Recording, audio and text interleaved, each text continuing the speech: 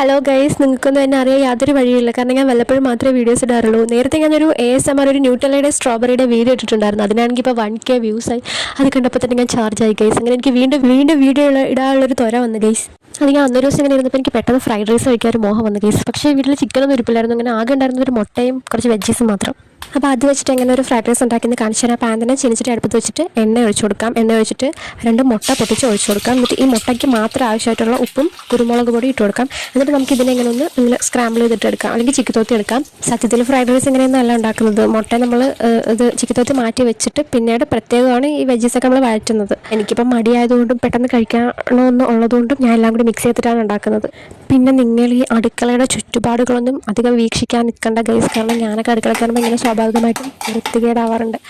അപ്പം ഞാൻ പറഞ്ഞു വന്നത് ഫ്രൈഡ് റൈസ് ഉണ്ടാക്കുന്ന കാര്യം. അപ്പോൾ ഫ്രൈഡ് റൈസ് ഉണ്ടാക്കാൻ വേണ്ടിയിട്ട് ഞാനിവിടെ ക്യാരറ്റ്, ക്യാബേജ്, പച്ചമുളക്, ബീൻസ്, വെളുത്തുള്ളി, കൈ കിട്ടുന്നതൊക്കെ നിങ്ങൾ അരിഞ്ഞ് പറക്കി ഇട്ടോ. എന്നിട്ട് വീണ്ടും കുറച്ച് ഉപ്പ്, എന്നിട്ട് വീണ്ടും മിക്സ്. പിന്നെ ഇവിടെ സോയ സോസ് ഇല്ലാത്തതുകൊണ്ട് നമ്മൾ വിനെഗർ വെച്ചിട്ട് അഡ്ജസ്റ്റ് ചെയ്യാണ് ഗൈസ്.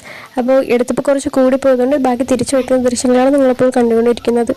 ബാക്കി ചെറിയൊരളവിൽ നമുക്ക് ഈ വെജീസിലോട്ട് ഒഴിച്ചു കൊടുത്തിട്ട് നമുക്ക് വീണ്ടും മിക്സ്. എന്ത് ഫ്രൈഡ് റൈസും ഗരം മസാലയോ? ഈ കമൻറ്റ് ഞാനിവിടെ നിരോധിച്ചിരിക്കുന്നു ഗൈസ്. അല്ലെങ്കിൽ പിന്നെ ആരുടെയോ എൻ്റെ വീഡിയോക്കൊക്കെ കമൻറ്റ് ഇടുന്നത്. അപ്പോൾ വീണ്ടും കുറച്ച് മുളക് പൊടി ചേർക്കാം. സോയ സോസിനെ നമ്മൾ റീപ്ലേസ് ചെയ്ത് ടൊമാറ്റോ സോസിനെ റീപ്ലേസ് ചെയ്യാൻ ഒന്നുമില്ല ഗൈസ്. അതുകൊണ്ട് അത് തന്നെ ചേർത്ത് കൊടുക്കണം. എന്നിട്ട് വീണ്ടും മിക്സ്. എന്നിട്ട് നമ്മളിവിടെ വെള്ളത്തിൽ വേവിച്ച ബസ്മതി റൈസ് ഇട്ട് കൊടുക്കാം. എന്നിട്ട് വീണ്ടും മിക്സ്.